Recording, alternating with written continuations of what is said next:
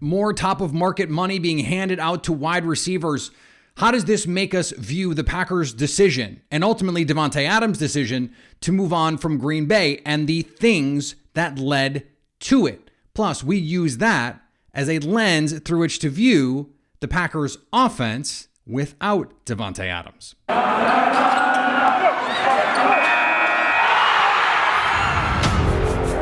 You are Locked On Packers, your daily Green Bay Packers podcast.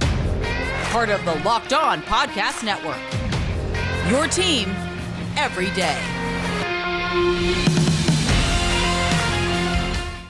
You are Locked On Packers, part of the Locked On Podcast Network, your team every day. I'm Peter Bukowski, and I cover the Packers for The Leap, a newsletter I would love for you to subscribe to. You can follow me on Twitter, Peter_Bukowski. Follow the podcast on Twitter at Locked On Packers.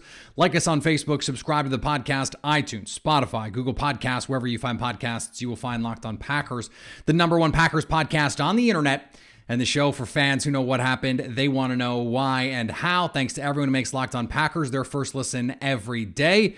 We hope you like starting your day with us as much as we like starting our day with you. Terry McLaurin got a big new contract. He is just the latest of the receivers this offseason to get a big new contract. Davante Adams, Tyreek Hill, among others. DK Metcalf going to get a big new contract. And I think the idea that Christian Kirk reset the market is a little bit overblown. Davante Adams last August was talking about wanting to be the highest paid receiver in the league. Brian Gutekunst said, we want to make him the highest paid receiver in the league. We just disagree on what those numbers are. You can go back to listen to our shows in July and August. And when they were surprisingly honest, remember last summer was the summer of honesty in Green Bay. When Brian Gutekunst said, we want Davante Adams to be here. We want to give him what he is owed, which is a top of market contract. We just disagree on what that means.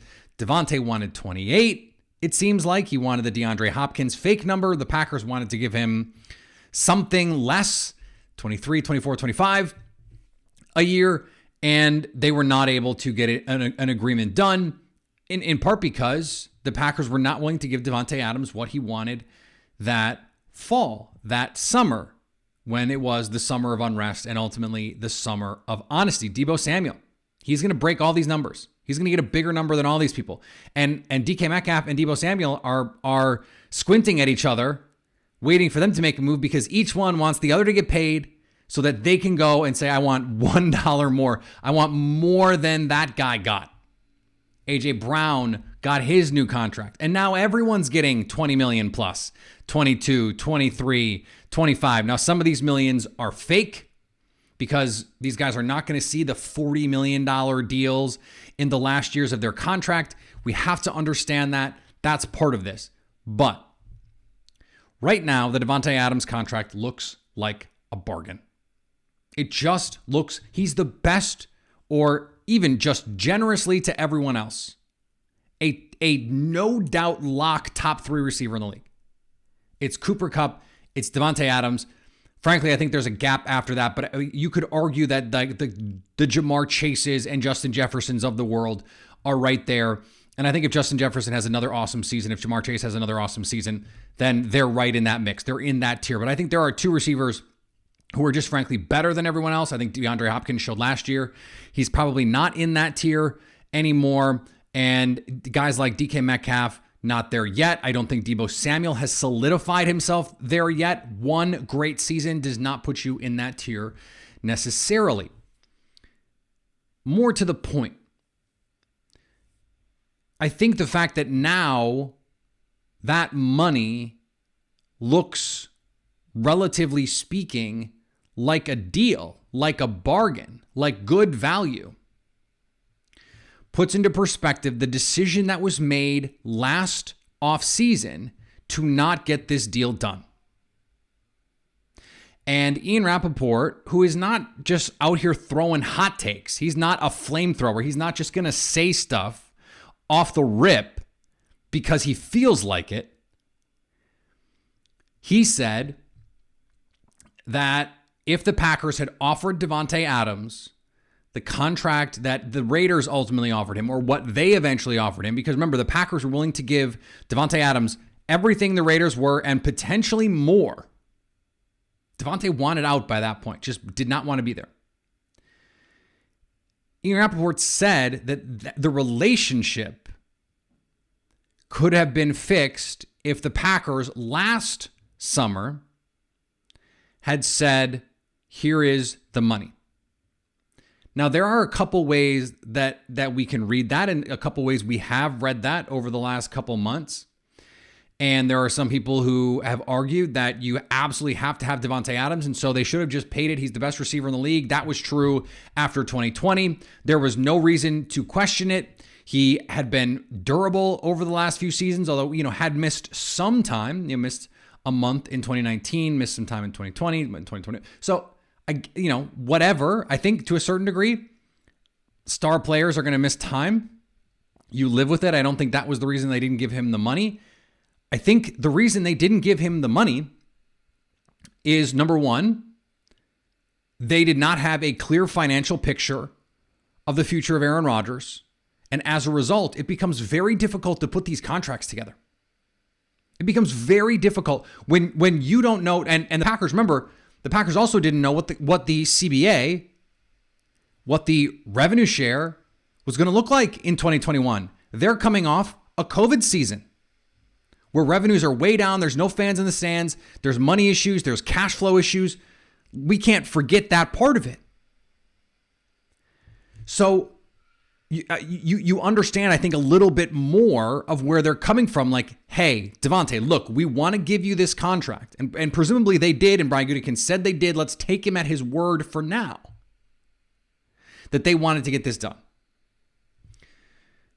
The lack of clarity about the Aaron Rodgers future is part of this. Now, they could have operated as, okay, this is the last year of Aaron Rodgers, and in a year, he's going to get traded, and because that's where it seemed like this was headed, July, August, presumably when the meat of these contract negotiations were being done last year.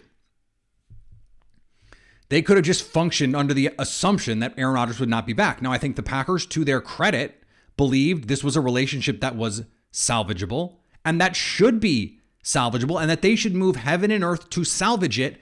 And by the way, that has nothing to do with Jordan Love. I get so sick of this idea that the Packers, if they thought Jordan Love was going to be good, that they should move on from Aaron Rodgers. Here is the only thing we can take relative or concerning Jordan Love about the Packers' decision to try and do everything they can to mend their relationship with Aaron Rodgers.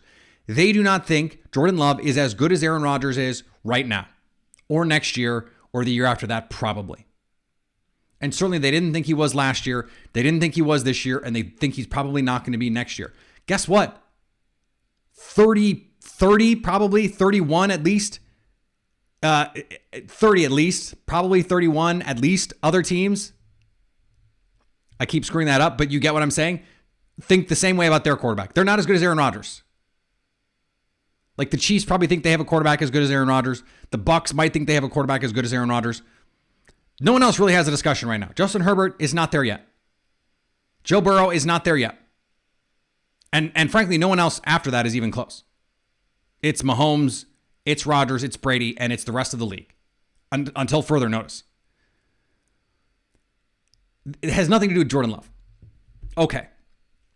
So Aaron Rodgers, again, and I think this is important, his clouded future prevented the Packers from having clarity about their future, about their financial future, and so did COVID and all that stuff. And so if this was the proverbial straw that broke the camel's back, if Davante Adams knew, think back to the Last Dance now. If Davante Adams and Aaron Rodgers both believed, look, this is it, then that Instagram post makes a little more sense, right? The Last Dance. They didn't pay it off the same way that Jordan and Pippen did. That was going to be the joke all along if that is what happened, and that is, in fact, what happened.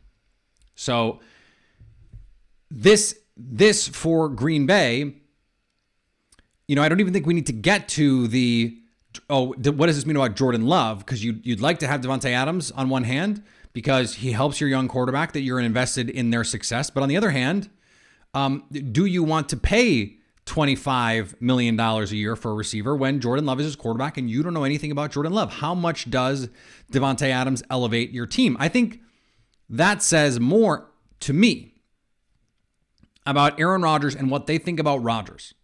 I think that's what we take away from their unwillingness to pay Davante Adams last year and their willingness to trade him this offseason.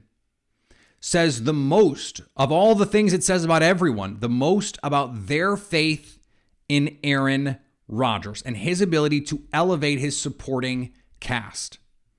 Here is the beauty of it. Now, this season, we get to see if they're right. This episode is brought to you by Rock Auto. With the ever-increasing number of makes and models, it's now impossible for your local chain auto parts store to stock all the parts that you need. So why endure often pointless or seemingly intimidating questioning and wait while the person behind the counter orders the parts on their computer, choosing the only brand their warehouse happens to carry? You have computers with access to rockauto.com at home and in your pocket. So why choose to spend 30%, 50%, even 100% more for the same parts? Why would you do that? A Honda Odyssey fuel pump, for example, $353 at a chain store. It's $216 on Rock Auto. Same pump, same deal. And yet, it's not the same deal, not the same price, certainly. Go to rockauto.com and see all the parts available for your car or truck and write Locked On in their How Did You Hear About Us box so they know we sent you. Amazing selection, reliably low prices, all the parts your car will ever need. rockauto.com.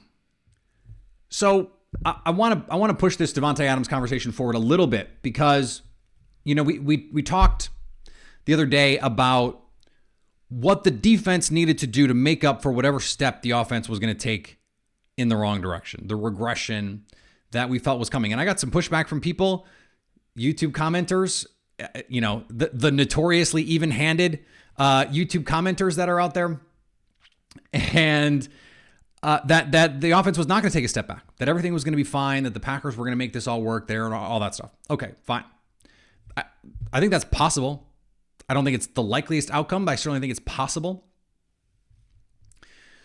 So I was having a conversation with a Locked On Packers listener, and I tweeted about this. And he made me think of this sort of counterfactual. And it was, okay, Davante Adams traded in Aaron Rodgers for Derek Carr.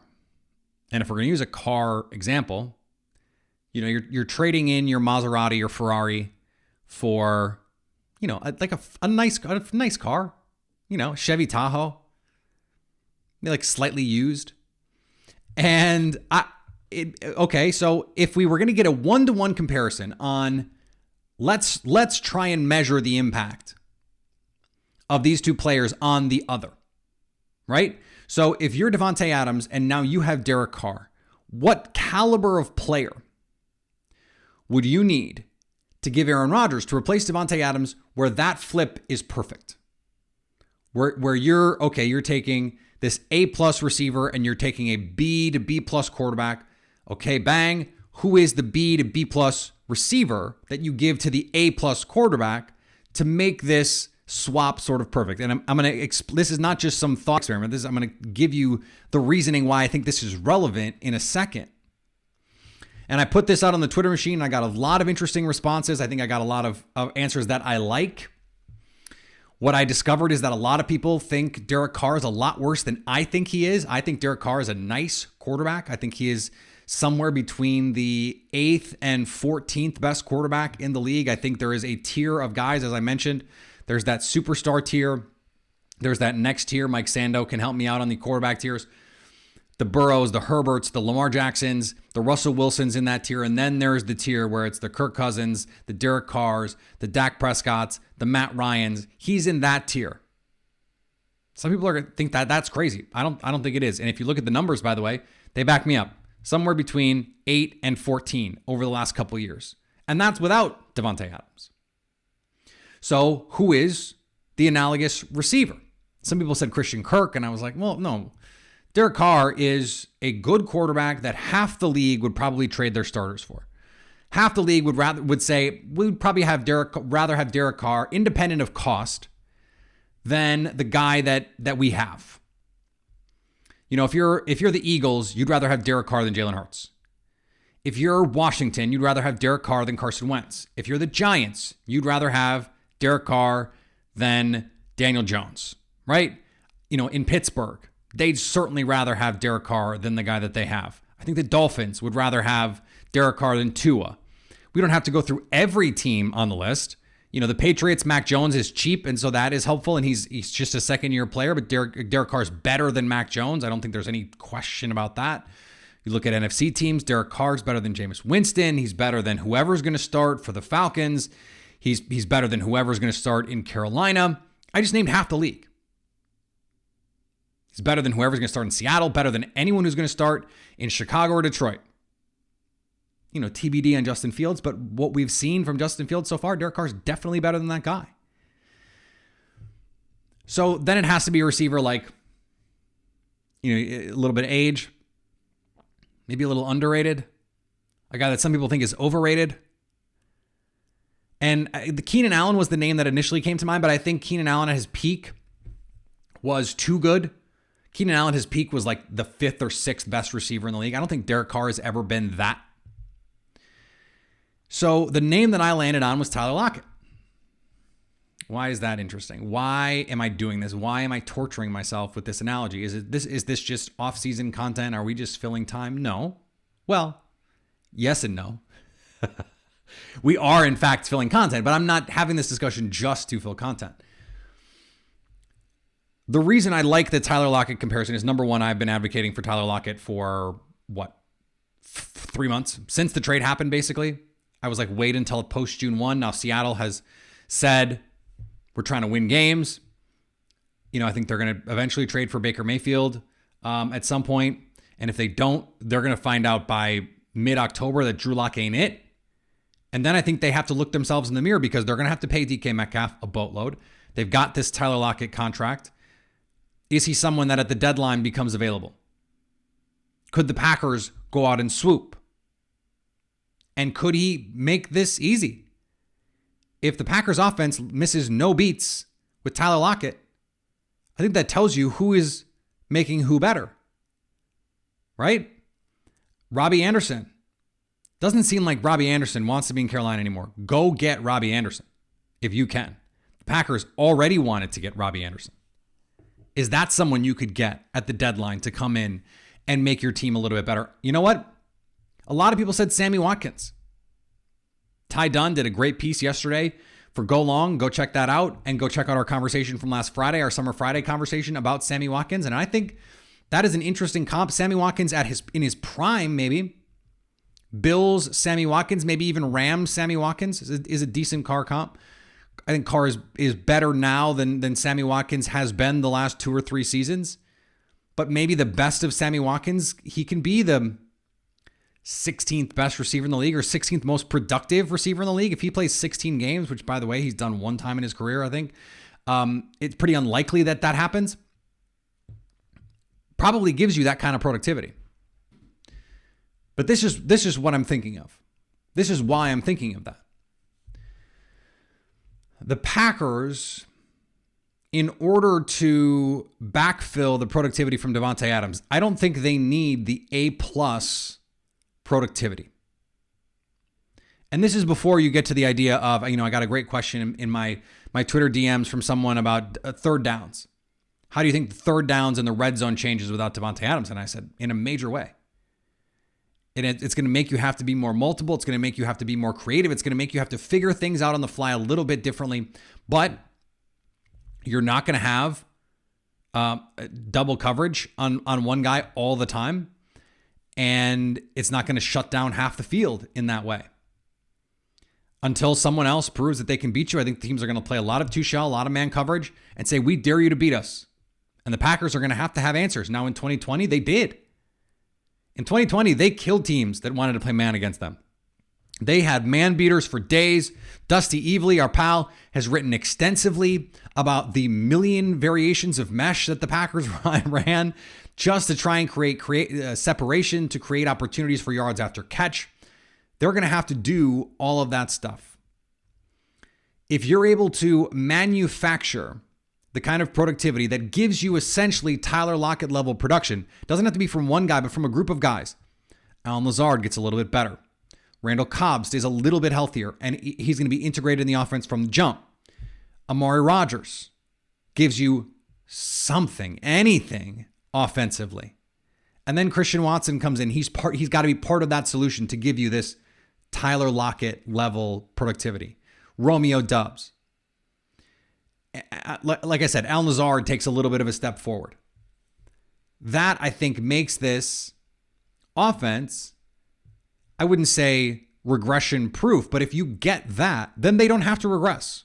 I really believe that, because I think the offensive line improvements, and we can't take for granted that David Bakhtiari is just going to be healthy until training camp. If he's out there in training camp, I'm no longer worried about it. We're fine. Everything's fine.